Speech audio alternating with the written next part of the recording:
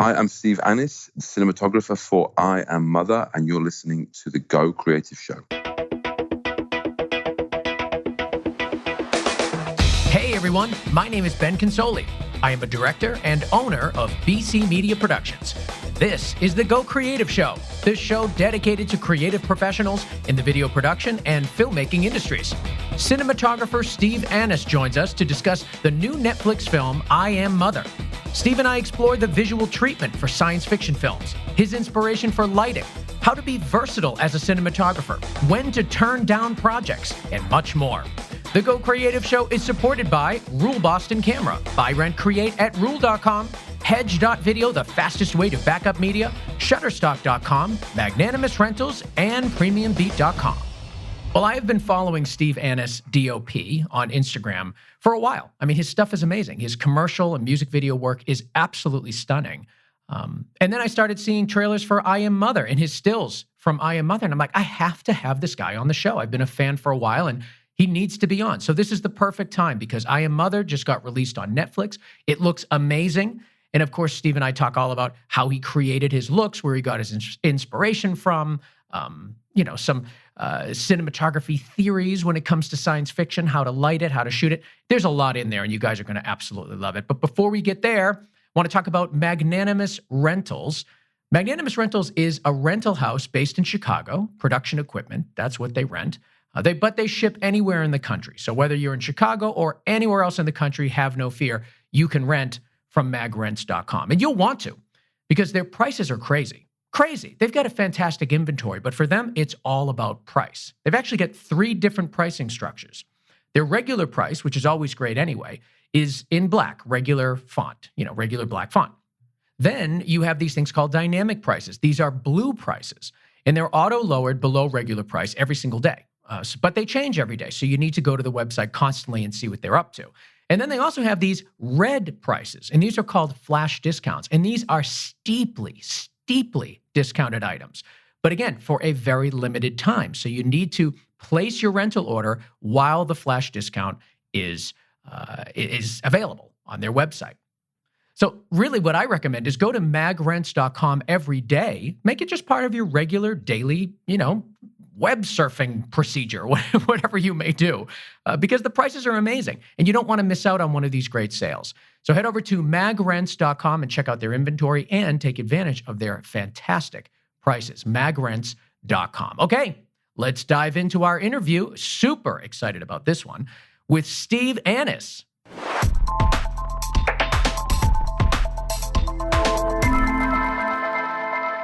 So I'm here with Steve Annis, cinematographer and director of photography for the new Netflix film, I Am Mother. Steve, thank you so much for being here. It's a pleasure, so thank you.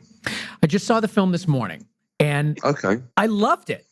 Like, I've been hearing a lot of buzz about it, and I like the kind of sci-fi thing anyway, but it just looks so good, and it's really a great film. And for those of you that haven't seen it, we're not going to give you spoilers, or maybe we will. Who cares? See the damn film.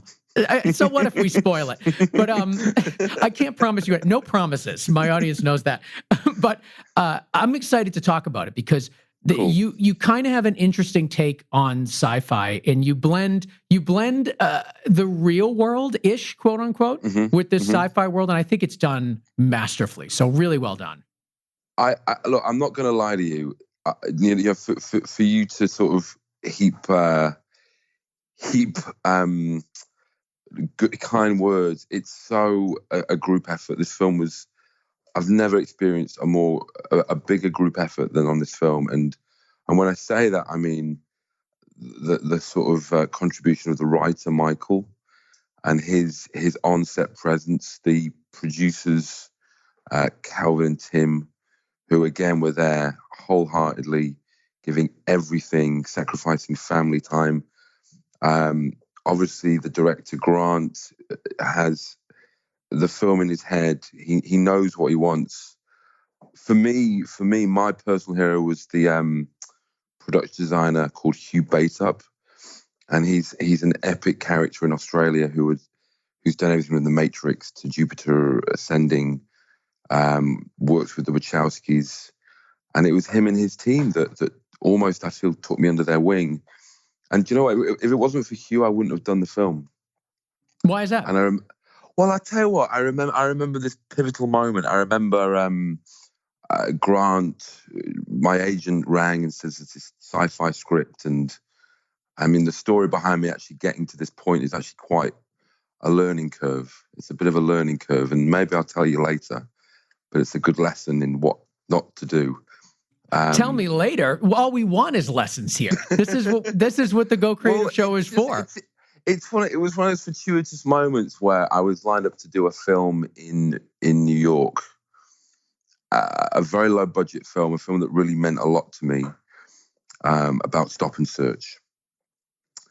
And I'd had 2 interviews with the director, and we got on extremely well. We had a really close bond.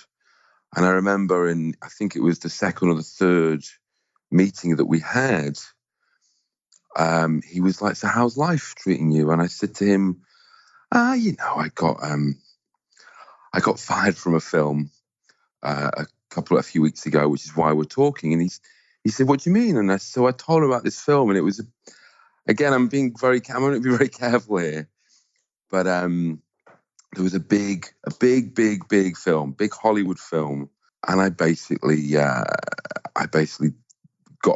kind of forced myself to get pushed off.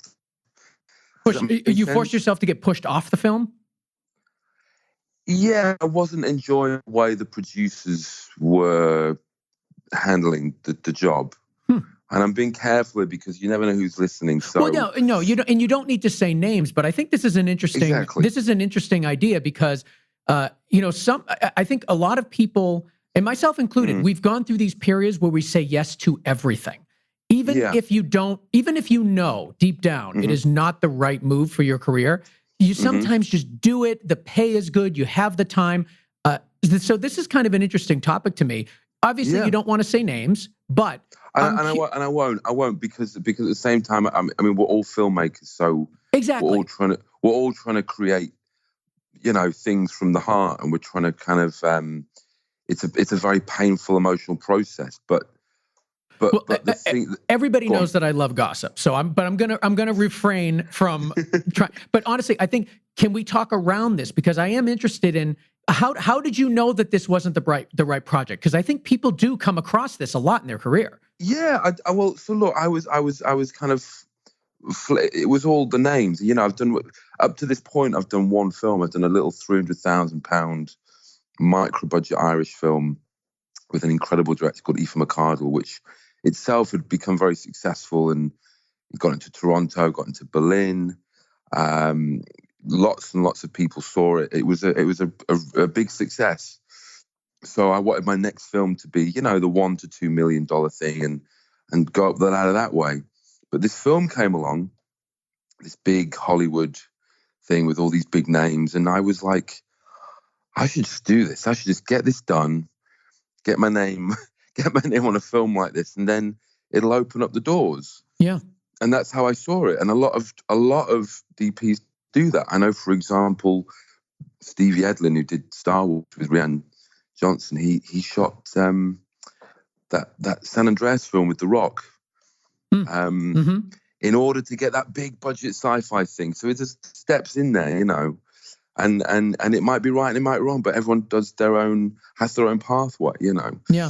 So I do this film, and I agree to do this film, and I talk with the director. He's very passionate, and I love him, and we love each other, and let's go and do this.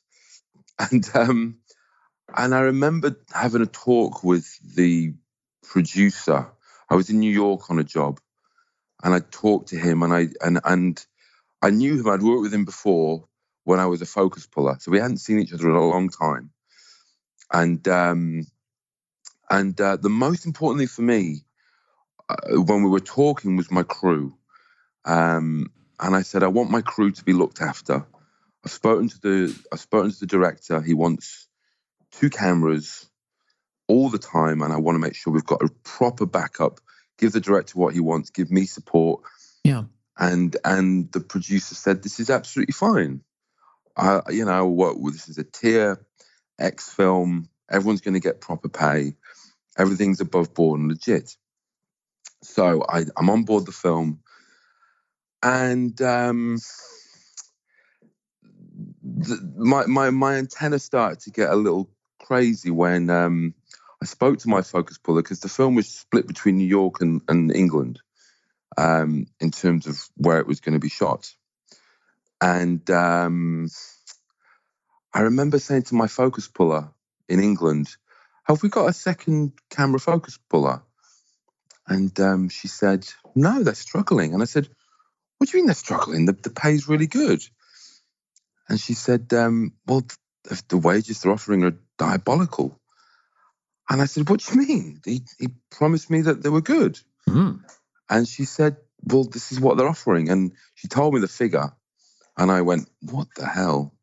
I mean, it was beyond low. Yeah. So I rang the producer and said, why did you lie to me? You promised me this.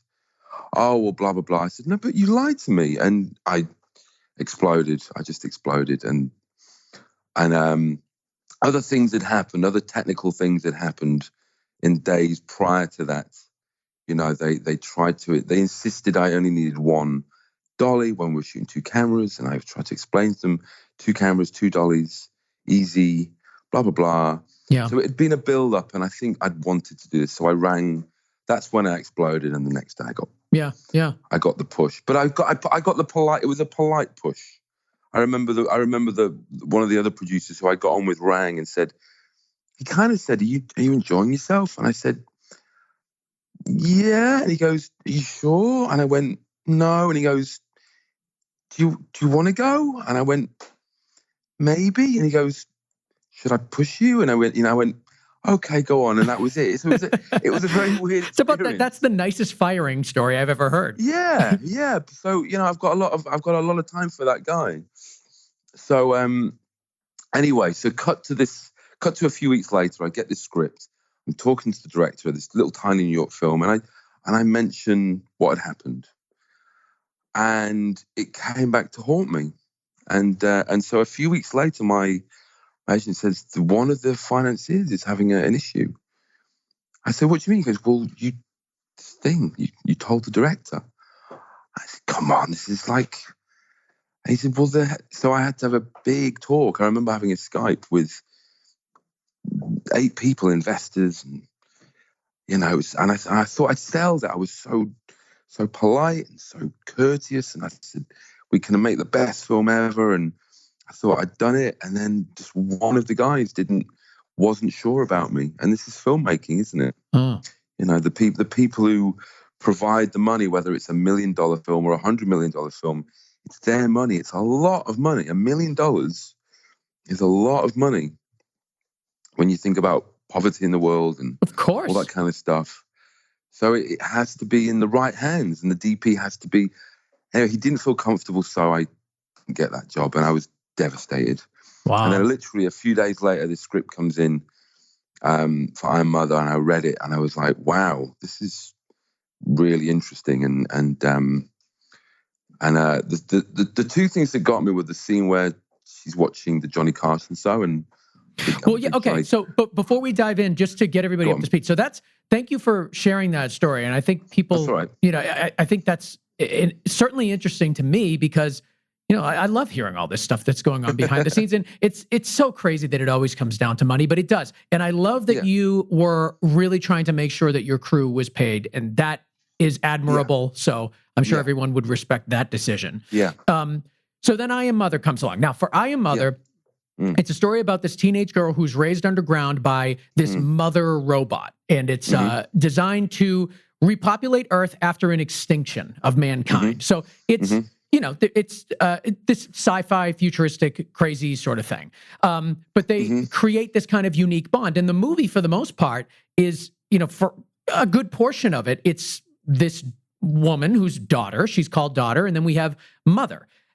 And then there's this third person that comes in from the outside world that's sort of like woman. She sort of just gets everything all mucked up. So there's this kind of like tie to the outside world through woman. Just so everybody's up to speed. So we got mother, daughter, and woman. So now you get the film. Now, your work, when I look at your work, you've done amazing commercial and music video work. I mean, the stuff that you've done for Apple is outstanding. You just have such a slick, modern look about you. You love wide shots. You love symmetry. I'm a big fan of your work. So when you get a project like this, how are you approaching science fiction? Because it has such a strong visual aesthetic, it's been done so many times, but you want to give it something of your own. Look. I'll be honest with you. Going back to when I was being interviewed by Grant. He's such a charismatic gentleman, and he's such a fan of film, and we bonded on Alien 3, and we bonded on Ridley Scott, and we bonded on all the tropes, all the usual sci-fi tropes. Yeah. That we all love. We bonded on the fact that the thing had to be anamorphic and all this kind of stuff. We bonded on modern sci-fi from Chappie to Elysium and all that kind of stuff. And so he's just a film geek, and I love that. And I'm a film geek. And Grant is the director. How do you pronounce his last name? Grant Spatori. Spatori. Okay, so that's who we're talking about. Yeah. So he had me, and then he sent me this lookbook, and I fell in love. I fell in love with these images, but of course, then you realize what the budget is. You realize the budget is, it's pretty low. It's embarrassing, but I don't know the exact budget. I think it's 7 to 10 million, which is low. It's really, really low for a big sci-fi epic. Yeah. And so it dawns on me, how's this world going to be created? Who's going to be my wingman? Who's going to be the costume? Who's going to be makeup? Who's in the film? Who's acting in the film? Yeah. Who's the designer? And I remember sitting there going, be careful, be really, really careful, because you're about to be sort of like mystified and what's it called when you dangle the clock? Hypnotized? Yeah. Hypnotized. You're going to be hypnotized. So you've got to be really careful. And I remember, careful in what way? Because it just wasn't possible, or well, you need really clever people. The reason why The Thing is a good film is not because of John Carpenter or Kurt Russell. It's one man. It's Rob Bottin. Rob Bottin, early on in his career, an extremely talented human being, creates these creatures, and he's an insane genius. And without Rob Bottin at that stage in his career, I think The Thing is not a film. Same with Star Wars. I think the unheralded genius of Star Wars is John Dykstra, not John Williams or George Lucas. It's a guy called John Dykstra who created a camera called the Dice Reflex camera that allowed all these effect shots to be performed and achieved. That's how I look into these big films. There's the little man. Yeah, hidden and unseen, and he's the true genius. Anyway, so I thought I've got to call the production designer. So I rang. I just picked up the phone and I Skyped Hugh Badup, and he was in his workshop in Australia, and he goes, "G'day, how's it going?" Very charismatic chap, and he said, "Look, this is what we're doing. These are the doors to the bunker, and these are the little logos that we're going to put." And that was it. I was like, I'm doing it. Wow. Instantly, because I seeing what he'd done in his workshop 2 months before we were due to shoot. Knowing his caliber of work, having done The Matrix, all these films, I thought we're in good hands, and the design of everything is going to be perfect. And we had a little talk about the lighting and incorporating the lighting practically and LEDs and it all just suddenly came together. But even after that, the whole process was very fortuitous in terms of my crew, in terms of Hilary Swank coming on board. So you were sold on the project with Hugh being involved. Hugh, is it Badup? He was the piece of the puzzle.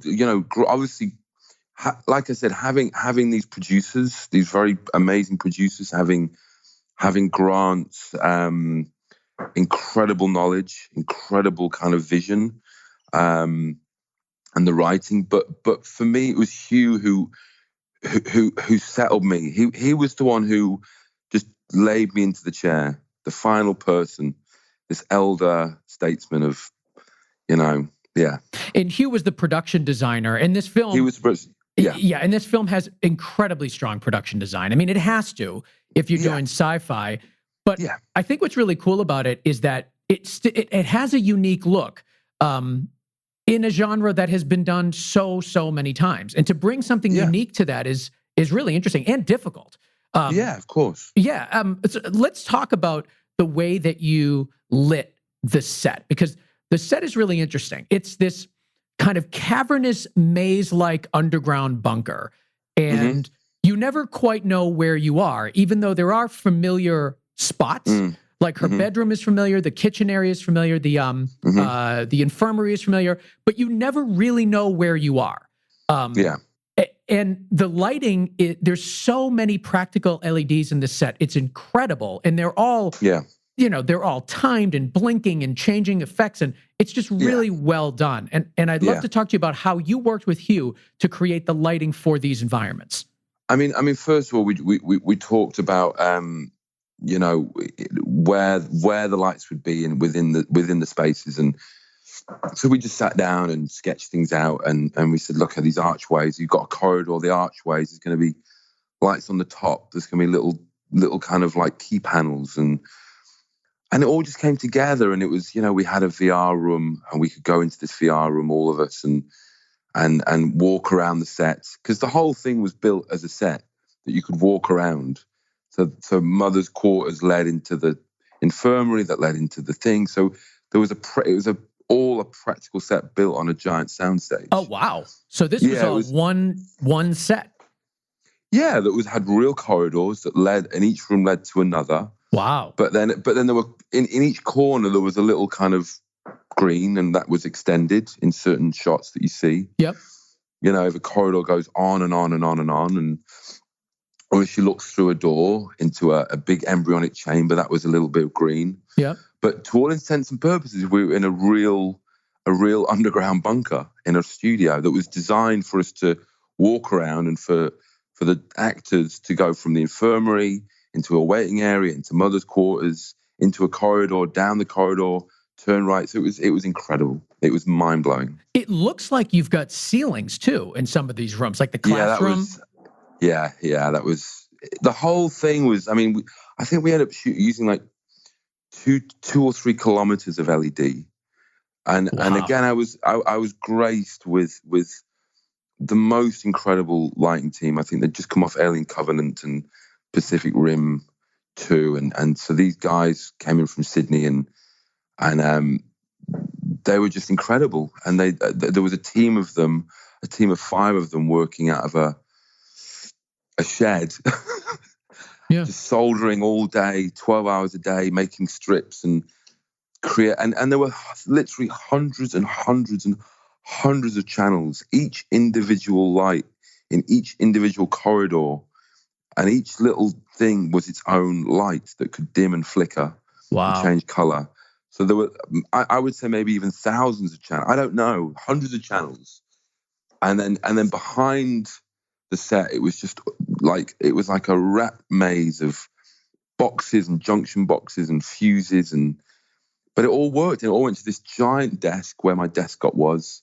And I'm really embarrassed to say I forget his name, but he again was one of those geniuses who would spend, and we'd spend hours beforehand setting just how does it flicker. If this thing was to sort of go haywire, what does the flicker look like? And he would somehow create pulses and flickers within a little lamp, just made out of like 5 LED things, and so he was just incredible. Yeah, it's interesting you bring up the flicker, because that's something that I noticed here. So the environment goes through many stages. It has its kind of like calm and peaceful, more human-like sort of vibe when the relationship between mother and daughter it feels human and feels, recognizable. Then you have these moments when there's tension and or there's a power surge, or I think she sets off like a fire alarm or something like that in there. So and you have all these various states of flickering and color.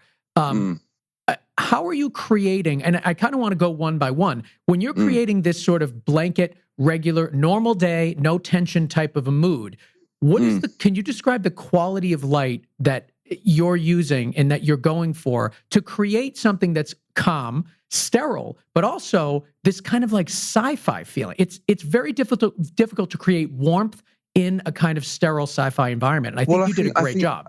I think the key is we had like we had a lot of haze machines on all day, and it was just about, for me it was finding this balance of haze, because if you light a room without haze, it's lit, but if you light a room with haze, the light becomes a character.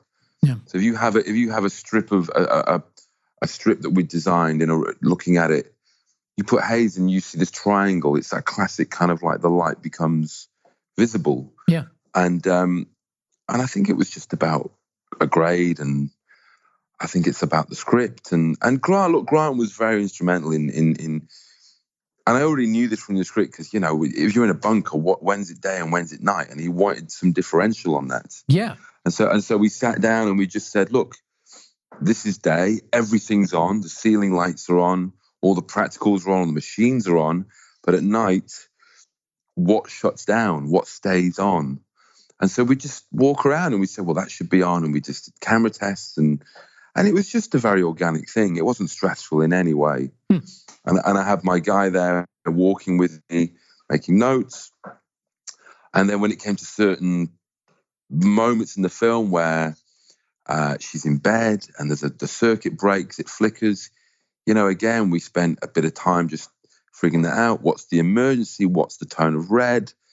It's pretty simple stuff, but Grant was there guiding us. Yep. If something felt too flickery or too crazy or whatever, he'd be like, "Can you tone it down, guys?" If when the alarm goes off, it felt too red, he'd be like, "Can we just take it down just a little bit?" So he was there guiding us, and we were there serving him, and it was all good.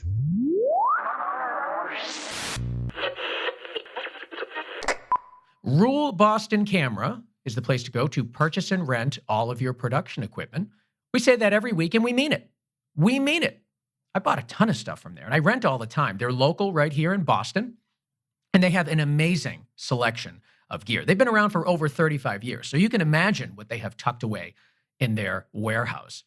World-class inventory, cameras, audio, lighting, grip, communications, camera dynamics, lenses, tons and tons of great lenses. They moved into a new facility a year ago, so it's an even bigger and better building. If you guys haven't seen it, definitely go and check it out. It is worth it. But more than all of that, the most important thing you get from Rule is a partner. You get a production partner with them. You do. You get expert advice and counsel in pre-production. So when you go there and you're trying to figure out what equipment is right for this project, you're going to learn from Rule. They're going to guide you. They're also going to give you technical guidance when you take the equipment out, so that you know for sure and you feel confident about how you're actually using this stuff. I mean, you're renting because you don't own. And if you don't own, maybe you're not particularly familiar with a piece of gear, and you might be a little bit nervous about it. You take it on set, production days are expensive. You don't want to be, sifting through the manual trying to figure out how to do something. No, you're going to get technical guidance before you even take out that equipment. They are committed to supporting you. They're committed to supporting your production, and they take every production very, very seriously, regardless of the budget. Of course, they're working on major motion pictures. They're working on my stuff, commercial work, and they do a whole bunch of lower budget stuff too. I mean, that's not what it's about. It's about building relationship with filmmakers and making sure that they feel supported. And that's what you get from Rule Boston Camera. And that's why I love them. So head over there, rule.com, RULE.com, check out their inventory and go see their warehouse and their new facility. It's beautiful. Rule.com, RULE.com. Lastly, Hedge, Hedge.video. Well, Hedge is a backup software for filmmakers. It's easy. It's really easy to use. You can keep track of everything with transfer logs. You can import multiple sources and send it to multiple destinations at the same time. So it's perfect for creating multiple backups. So this is how I use Hedge. I'm often my own DIT on sets, especially for lower budget things. So I get all my media cards, we get to a lunch break. I'll pick up all my media cards. I'll put them all into Hedge. So all my sources are on the left-hand column. So that's, a couple of cameras, audio, whatever. I set my destinations on the right-hand column. I press transfer, and it just goes. It's so much more reliable than the Finder. It's so much faster than the Finder. You get peace of mind because everything's backed up well. And in the situations where we have to, we've gone through a lot of media and we have to format media while still on set, I don't have to worry because the backups were done right. They were done fast, and I just have confidence in that. And I always want to have 2 destinations because I hate leaving set with just one hard drive filled with media. I got to have 2. And Hedge lets you do that very, very easily. Now, they're always updating the app. They have integration with Frame.io, and there's just so much going on there. So too much to talk about in this little section here. So what I suggest is go to hedge.video/Go Creative Show. And by going there, you're going to get 20% off the full license. If you don't go to that particular website, just type in Go Creative Show in the coupon code at checkout, and you'll also get the 20%. And you'll want to use this app. People have told me so many times. I've used Hedge thanks to your recommendation on the show, and I love it. It's completely changed the way that I do my media backups. And I love hearing that. And they do too. So head over there, hedge.video/Go Creative Show.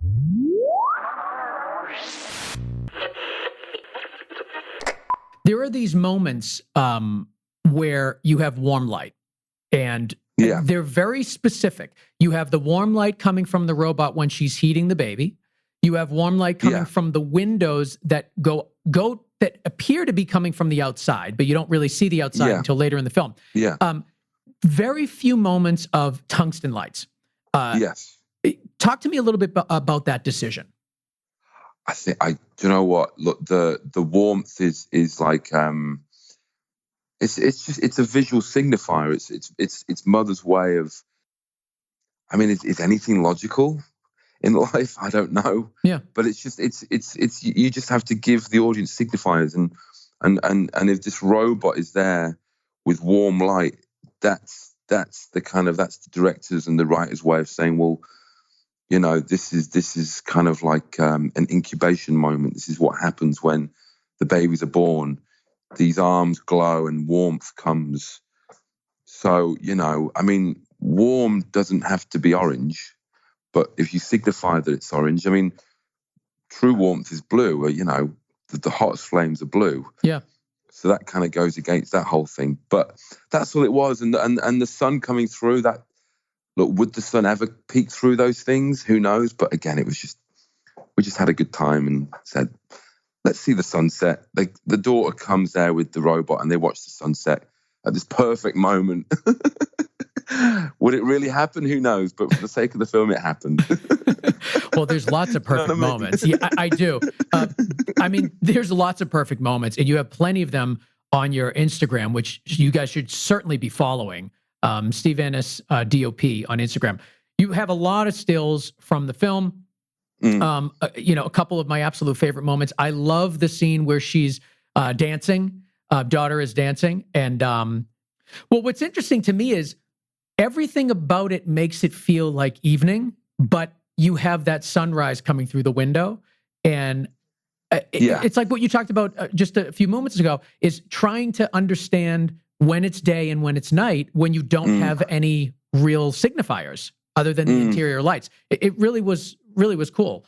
Yeah, but if you look at that thing, you can see. I mean, all these archways are designed so beautifully, and the whole the sort of banisters, and each lamp is its own thing. I mean,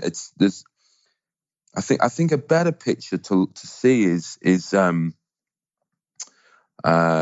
there's one of daughter sat on a bunk bed with mother next to her, and you can see this enormous honeycomb ceiling and all these practical lamps, and I mean, it just behind them there's servers, motor servers with little lamps flashing, and even mother herself. I mean, I haven't even talked about the guys who did Mother, Luke and his team. I mean, it's utterly insane what they did to squeeze into this robot suit and mimic. And there are times when I think it feels a little clunky, but 99% of the time it's incredible. you know, and I talked with them about Mother's Eye, which was micro LEDs and could spin and go any color, and so we had a little play with that, and it was so collaborative. I don't even feel like I was a DOP. I just feel like I was a part of a team, because every decision that was made was shared in equal kind of passion. Everyone wanted to shoot anamorphic. Me and Grant knew it had to be ARRI master anamorphics. We didn't want it to feel distorted or anything. We looked at all the films that have been shot anamorphic, from Ex Machina to Alien 3 to Blade Runner, blah blah blah, yeah, etc. And we wanted just purity, and so there was never any bad vibes on set. It was all good. Ex Machina was something that popped into my head. We had the DP on the show when the film came out. Rob. Yep. And the similarities, it's obviously a different story, and there's tons of differences, but I think what's similar is that you're confined to one set for a large portion of it. And was that an influence for you? You know, I went back and watched Ex Machina, and I couldn't believe that he'd shot with these Crystal Express lenses, and you're looking at these images and the distortion, and it's funny, you know, because I don't know, I was shooting a commercial. I've been shooting a commercial all week, and we shot on these old 80s Panavision anamorphics called Primo Close Focus anamorphics, and I don't know, lenses are becoming so modern. The Cooks, the ARRI master anamorphics, the new T series from Panavision, everything's so clean. Yeah. And I've been going clean. You know, I just wrapped a film in Portugal with Nick Cage, and we shot that with master anamorphics on the Sony, and so I hadn't used old anamorphics for a while, and I got it gave me jitters. I was like, look at that, he's out of focus at the bottom, and that line's all twisted at the top, and you know, it was weird. And but I'd been shooting these lines for years, but. Look, each to their own, and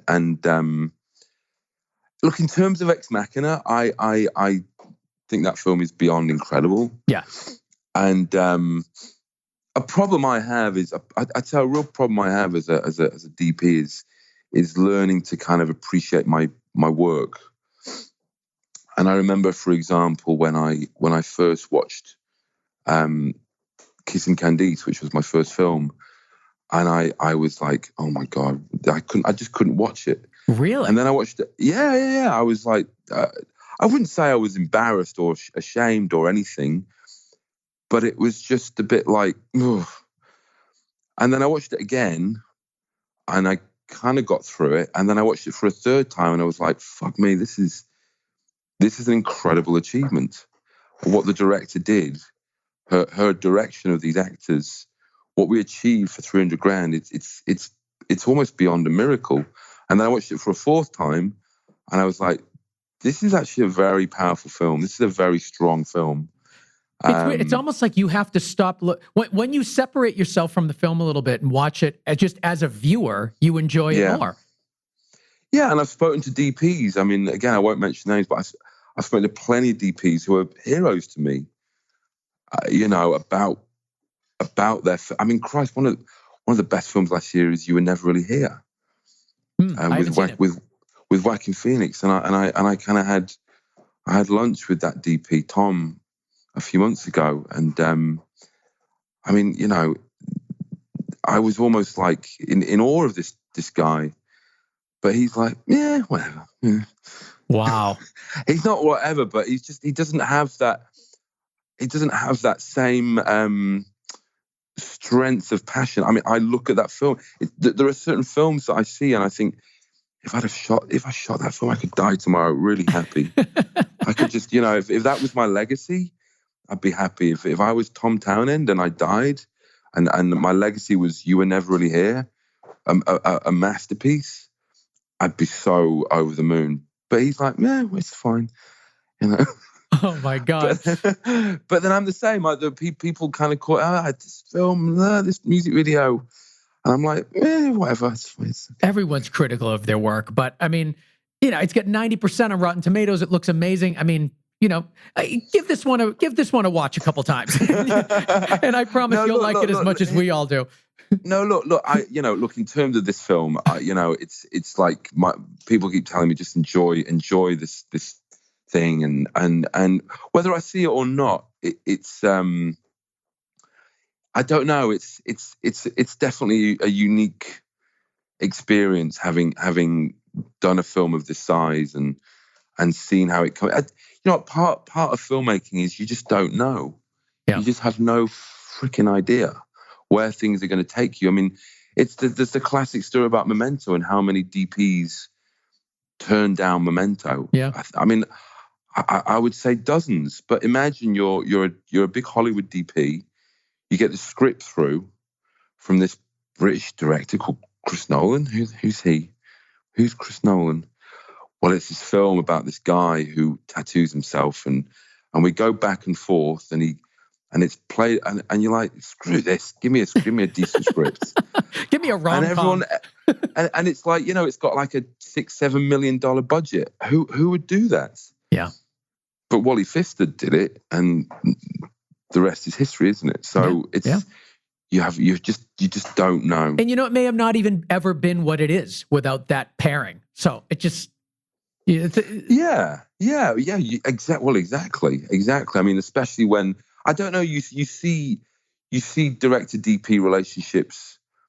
You look at Damien Chazelle and his first film Whiplash. Yep. And it's good. It's a really, really, really I loved good Whiplash. film. Yeah, but then his next film had a polish, and is that the deep? Do you see where I'm going with that? Yeah, absolutely. Yeah. I mean, just like anything. I mean, the working relationship, the more you work with somebody, the more you kind of develop a shorthand, you know what each other is thinking, and, everything falls in line. Well, I'll never see my work the way other people see my work. Like, it's happened occasionally, like very occasionally I do jobs that I'm like really, really proud of, that I think that could have a good legacy. Whether it's a tiny little music video I shot for $5,000 and everything just worked right. I think if I looked at my films, I think if Tom looked at You Were Never Really Here the way I looked upon it, I think there'd be something wrong with his mind. Now, do you see the logic there? I do see the logic there. I also heard that you've done music videos for $5,000.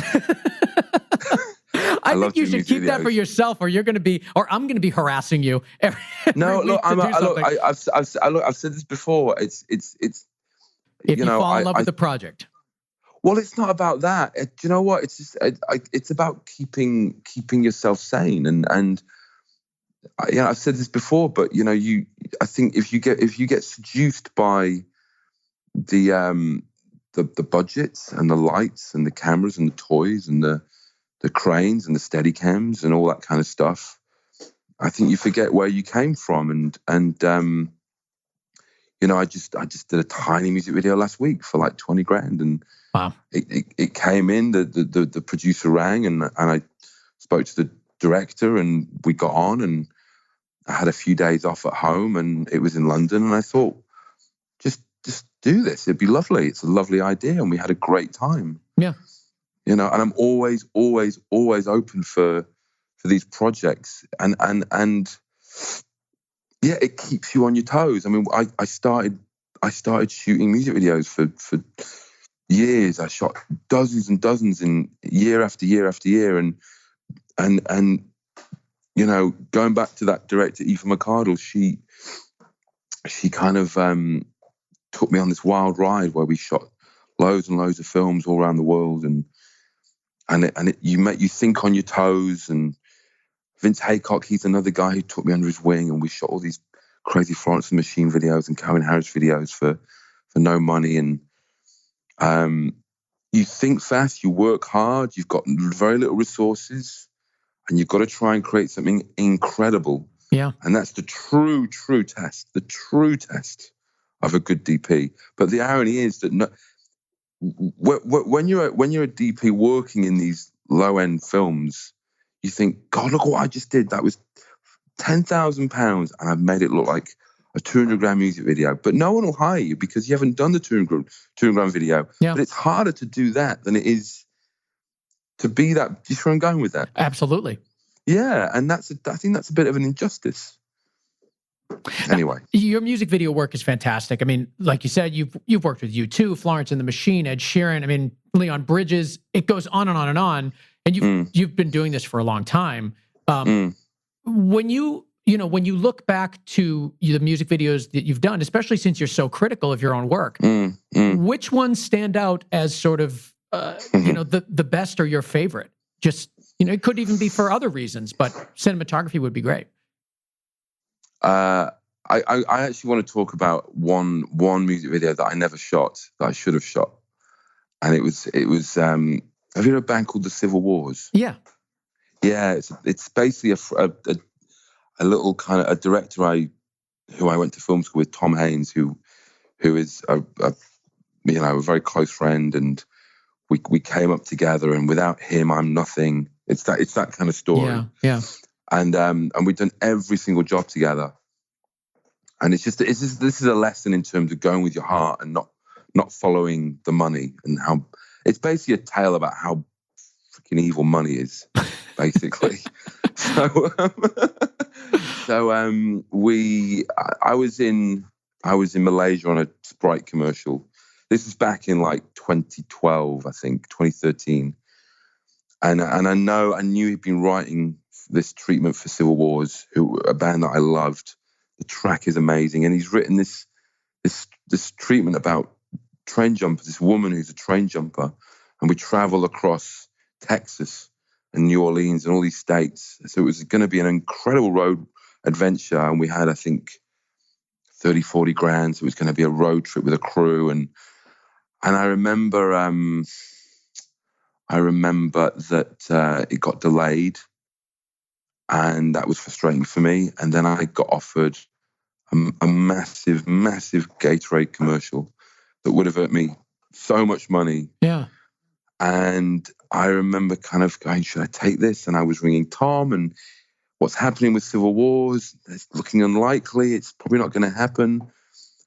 And then my agent calls. They want to book you on this Gatorade thing.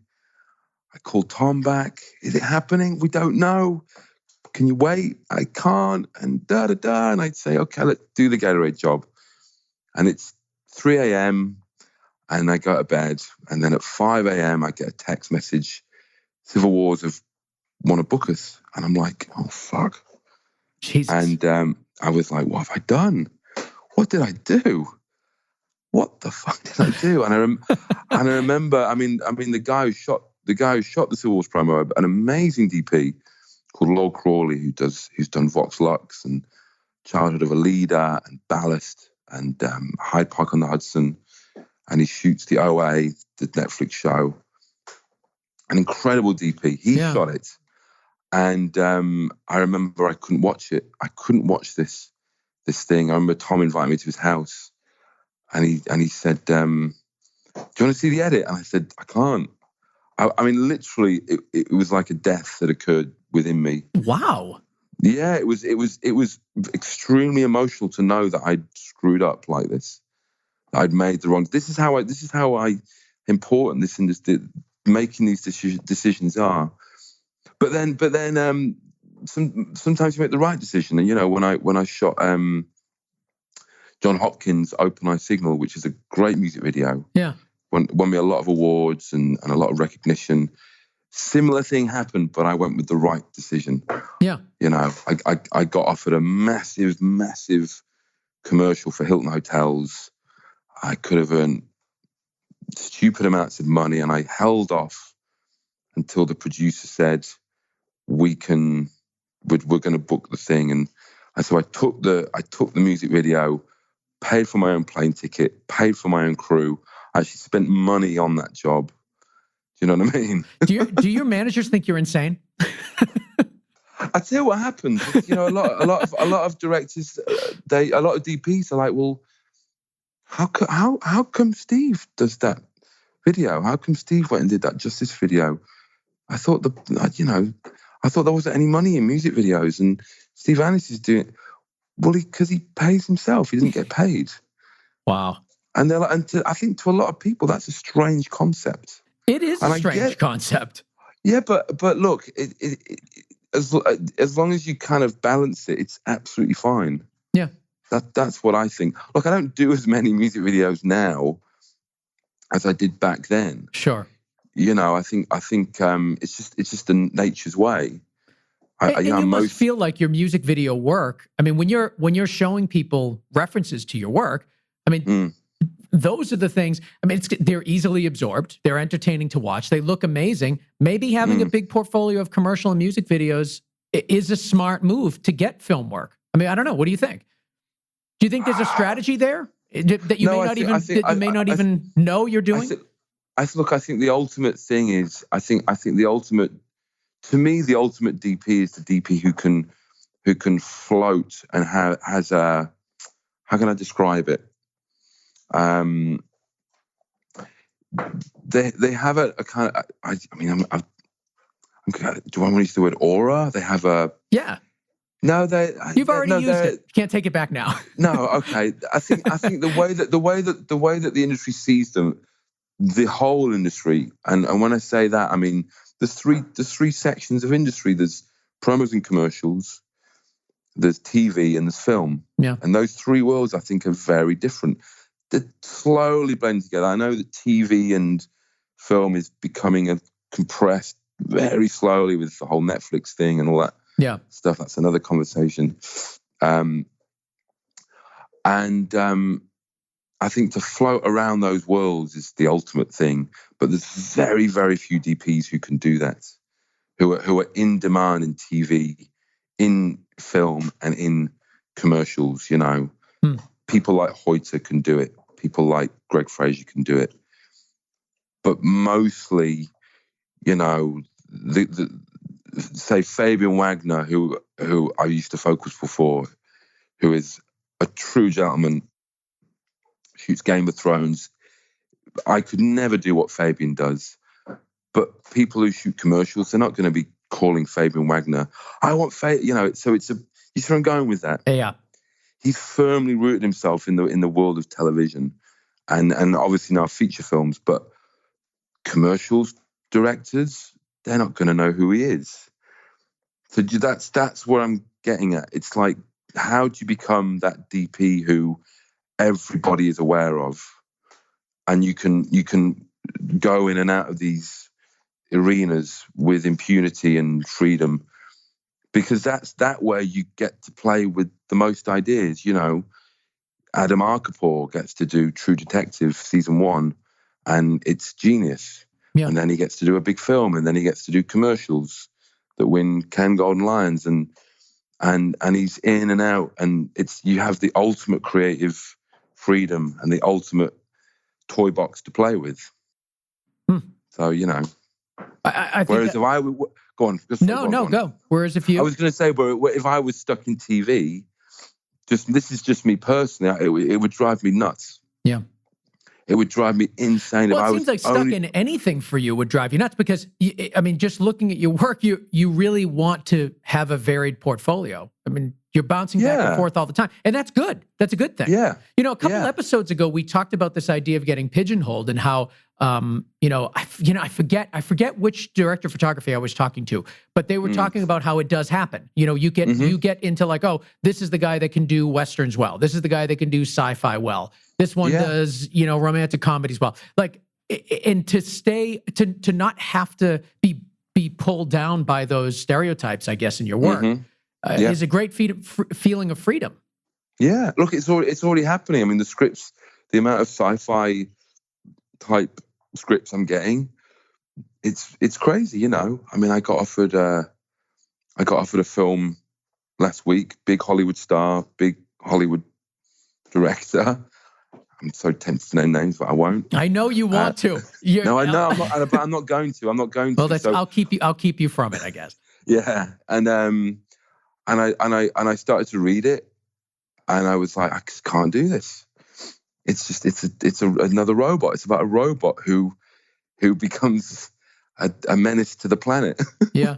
With this Hollywood star alongside him, roaming through rubble and whatever. And I was like, oh, I can't. And it was very easy for me to say no, because that's it. You do I'm Mother, and then you do that one, and that's it. You're done.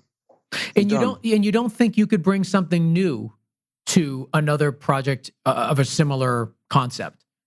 If I was going to do another sci-fi film, I would really, really have to be passionate about the director, about the idea, who the lead was, who the production designer was, where it was being filmed, all these things. So it's not like I'm not saying I don't ever want to do sci-fi again, or even that my next film is not going to be sci-fi. But you just got to be so careful. Yeah. About I mean, how can I describe it? I mean, you look at Claudio Miranda, who is I could never be Claudio Miranda, who is the king of green screen, the king of the big effects laden Life of Pi, Oblivion, Tron. That would drive me mad. Yeah. But Catherine Bigelow is, when she does a war film, handheld, she's not going to call Claudio Miranda, because he is firmly rooted in that world. Yeah. But I want to have a certain, again, look at, for Greg Fraser to go from Killing Softly to Dune, to go from raw mafia, Brad Pitt, grimy, slimy Ray Liotta, Ben Mendelsohn, heroin addict, Scoot McNairy, to go from that to Dune, that's amazing. Yeah.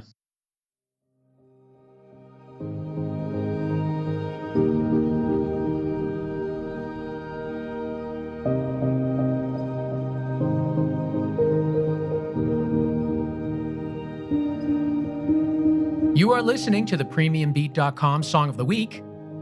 It's called Way Out West by Big Score Audio. PremiumBeat.com is where to go for all of your royalty-free music and sound effects. Go to PremiumBeat.com and access a collection of thousands of royalty-free tracks for as low as $49 each. $49, and it's not just the song. You get cut downs, you get loop sets, you get stems. And with all those assets, you can customize the track to fit your project perfectly. But it's all about quality, and that's what you're going to get at PremiumBeat.com. So head over there, check out this song, check out their collection of thousands of others. Guarantee you're going to find what you love. PremiumBeat.com.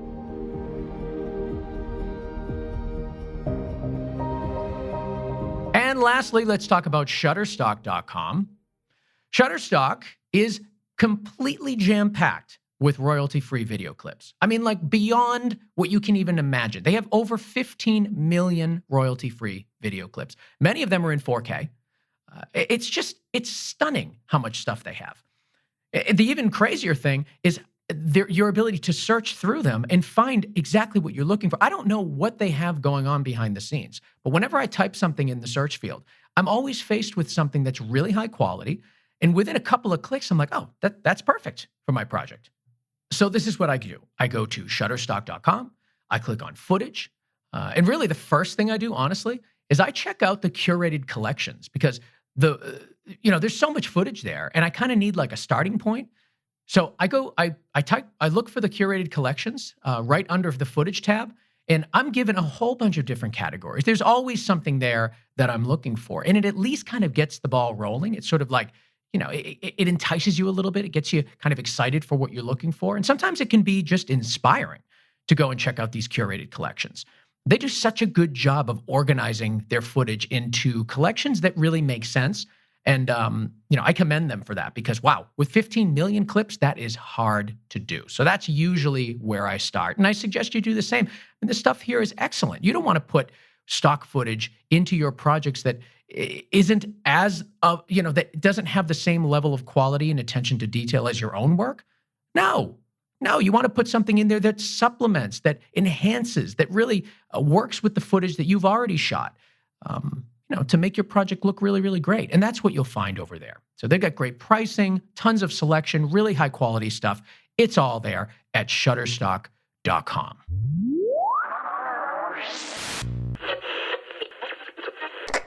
In our last few minutes, I want to just go back to I Am Mother and talk about camera package, lens package, what you chose, why.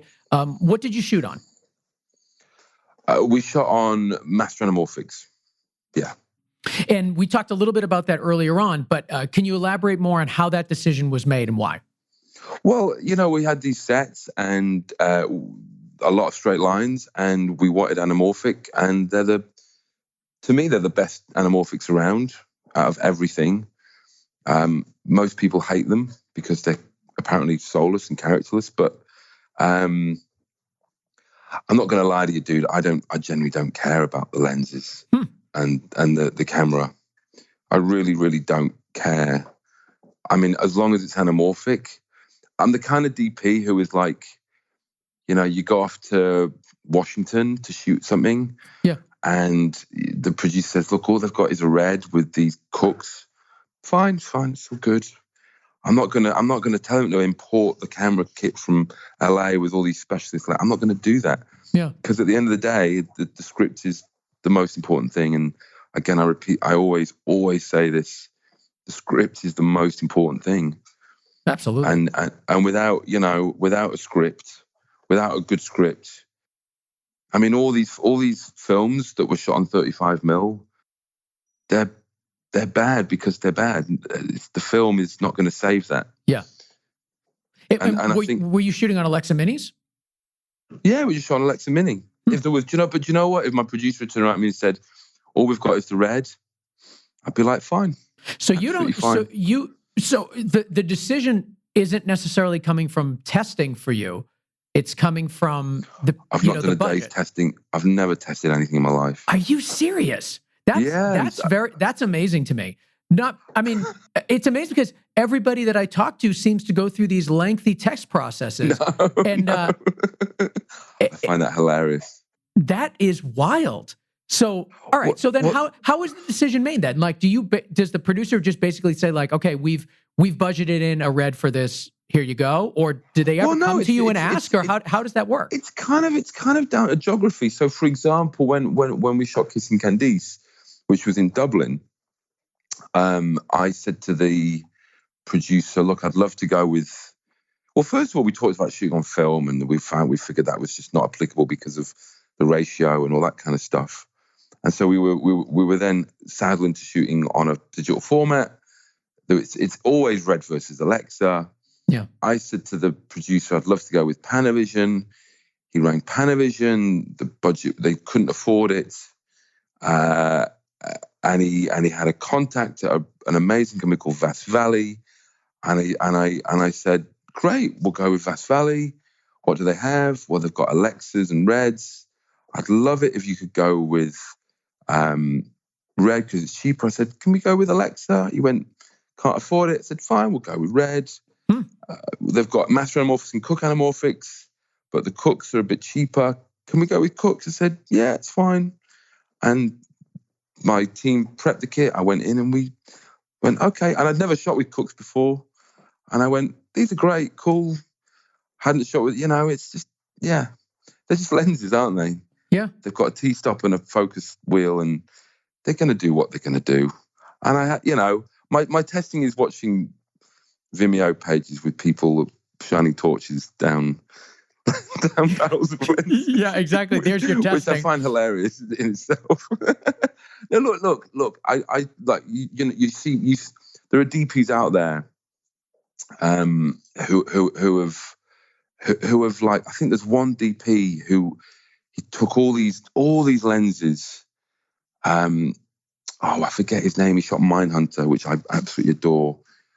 Anyway, this DP, he did this test. It was like the test of all tests, and I think, wow, that's incredible because to offer that vision to young filmmakers, to young DPs, is incredible. When I came up, there was none of that stuff. You went into a library, and there may have been a chewed up copy of the American Cinematographer's Manual, and you look through this tiny thing, and that was all you had. There was no resources or anything. So it's great, but to me, that's just dull stuff. I've never ever tested lenses. I'm not going to lie, I've had a few close shaves on jobs. I remember being really, really taken in by this. Cough it up. I want to hear it. No. So I was shooting a Sony commercial in Berlin, and the budget was astronomical. And I remember looking online, and Hawk had come out with these Hawk 74s, and I was like, "Oh, they look pretty. They're all white and you're different." And I was like, "I'm gonna get a set of them." Oh, so not even the images, just the casing, the lens casing drew you in. Christ, I've been shooting. Do you know what it is? I've been shooting with Hawk V lights on every single job, and I just remember going, "Oh, Hawk 74s, they look nice." and I was like, "I'm gonna just get a set." This is something I would not advise anyone to do, but it's the only time that it's come and bit me. The only time. And I remember I'm looking at them now. They do. They're all white, so they do kind of stand out. Yeah. So I thought they look nice. They'll look great on the camera. Oh my God. I swear, that's how sad I was. That's how pathetic I was. Anyway, so I remember getting the camera out company, and there they are, these 2 boxes, every lens. I'm like, yes, I'm the DP, and I put a lens on. I'm like to the photographer, "Can you shine a torch through the lens?" And he does it, and I'm like, "Oh my God, it's all soft." And I said, "Can you stand here? Just point that light." And there was this haloing. Of course, they're very, very soft lenses. And it's totally not what I wanted for the thing. And I was like, well, isn't the whole purpose of the 74 that it's a vintage looking lens? I know. Look, I admit I was being. How do you not know that? Because this was years ago. You were mystified by the color change. I'm just sensible now. I'm a bit more sensible. Oh my God, I love this story. Anyway, so I tell you what happened in the end. I went to the guy from Vantage. I said, have you got one of your 45 to 90 zooms? And he said, yeah. And I said, can we have it? And he was like, must have been like, "You're making us so much money, I'm just going to throw this in for free." So he gave me that zoom, and we shot the whole thing on the zoom. But what I had to do occasionally was just put one of the prime lenses on the camera, pretend I was looking at it when the producers were looking, and then they go away and stick the zoom on and shoot the whole thing on the zoom. That's crazy. But I know it's silly. Yeah. Do you operate too, or did you? Yeah. I should say. Well, I'm sure in your career you do all the time. But for I Am Mother, did you operate, or do you have somebody running the camera for you? Well, there was a the way that I had it. In fact, it's the way I've done it for the last 2 films. If you're fortunate enough to get a Steadicam operator who can operate well, then you're in a really good place. So we had an amazing guy called Glenn, who I'm very thankful for, and he agreed to do the whole film for a reduced fee. So we had him on set all the time. He was your Steadicam op, you said? He was my Steadicam op. Okay. But he was also B camera. So, we shot, I think we shot maybe 50% of the film with 2 cameras, When you've only got Hilary Swank for 2 weeks and a very limited time, and your schedule's tight, you've got to shoot these things with 2 cameras. So we had him, and he was invaluable. And when we needed a Steadicam, he got his vest out, and bang, he was on it. And we kept the cameras in a very low rent formation, so they could easily go on and off a tripod and Steadicam super, super quick. So he was awesome. And then I did that recently, actually, on the Nick Cage film. I had an amazing operator called Leandro, who was a Steadicam op, and it gives you that freedom. So do whatever you want to do. Were you running A cam and he did B cam and Steadicam? Okay, so you were operating on this film for A cam. Yeah. I don't know, on the film I just did in Portugal with with Leandro. Leandro operated. That was a political thing. I think you learn intuitively. I remember kind of thinking. I remember kind of thinking it'd be great on this film to have the same thing that I had on I Am Mother. And I remember one of the producers, very shrewdly, she said, I think I find the perfect guy. His name's Leandro. He's a great circle operator, and he'll be there for you when you need him. And she looked at me, she went, and he's also a really good operator. And I thought to myself, I should let him operate. It's a political move. Yeah. He'd probably be really excited to do this. It's a big opportunity for him.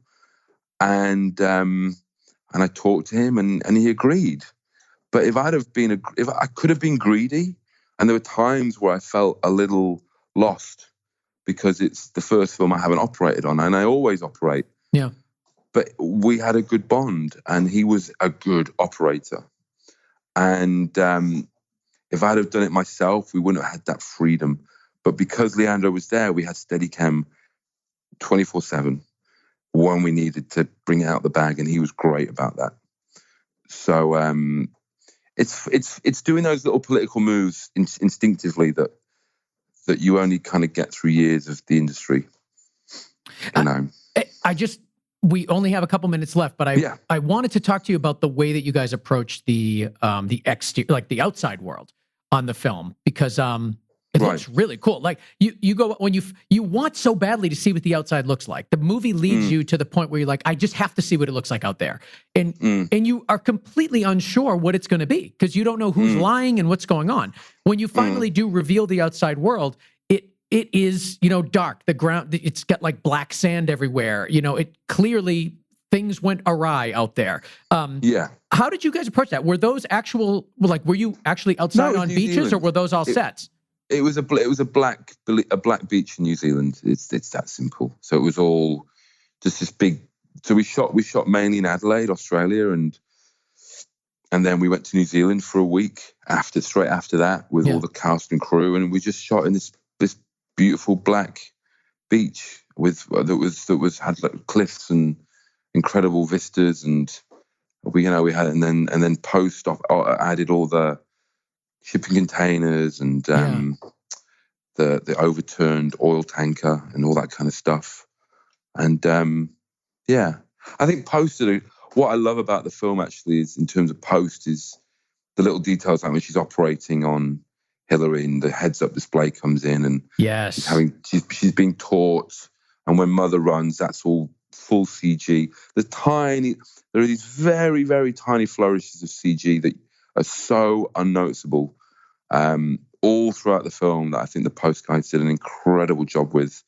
Even when the embryo comes down at the start and you see this little baby floating with electrodes tied to its head, when I saw that, I was like, fuck me, that's really nice. Yeah, the visual effects are really, really nice in this film.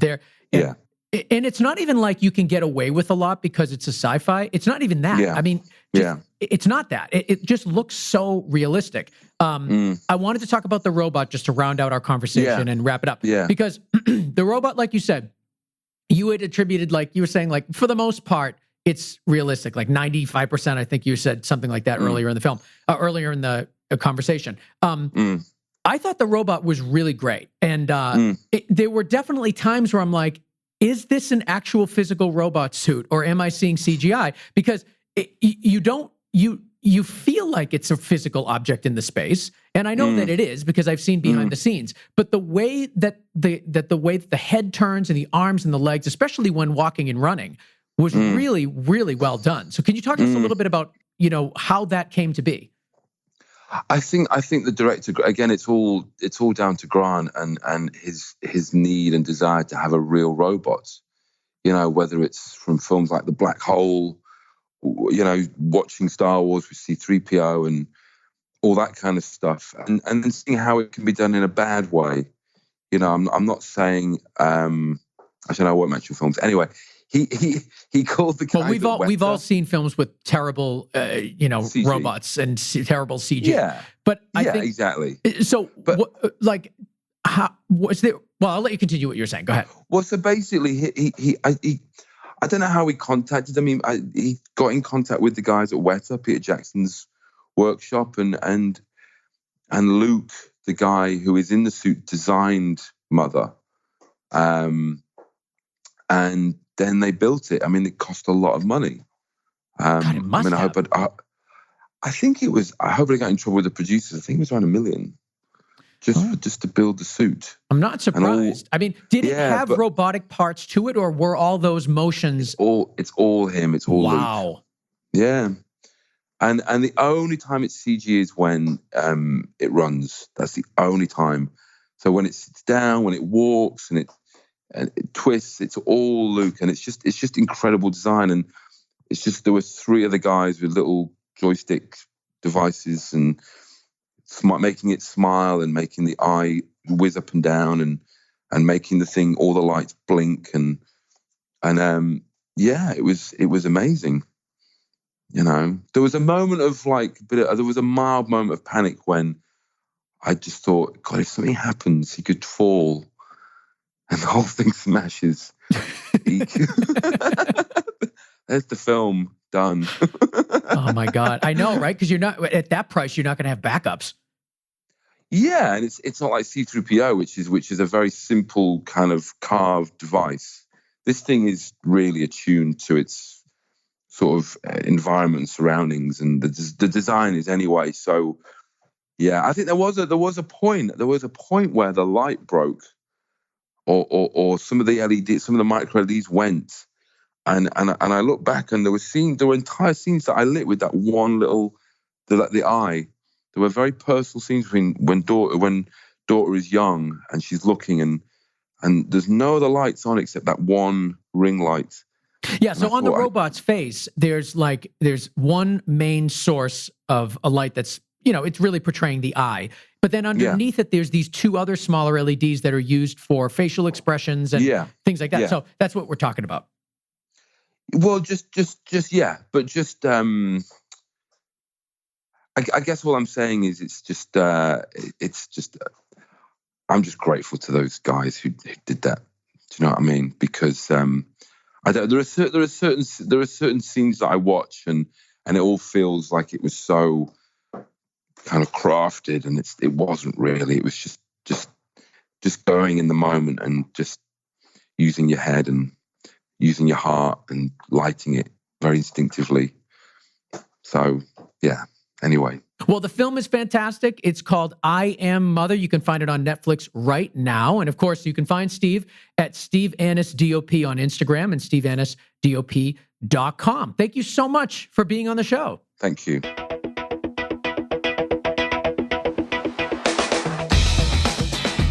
Steve Annis, ANNIS DOP on Instagram. Follow him. It's really fantastic work. And if you haven't seen I Am Mother, just stop what you're doing and go see it. Just see it. Even if you don't like science fiction, it's just the cinematography is so great. I know you guys will get a lot out of it. I also want you to go and visit gainstructure.com. Why?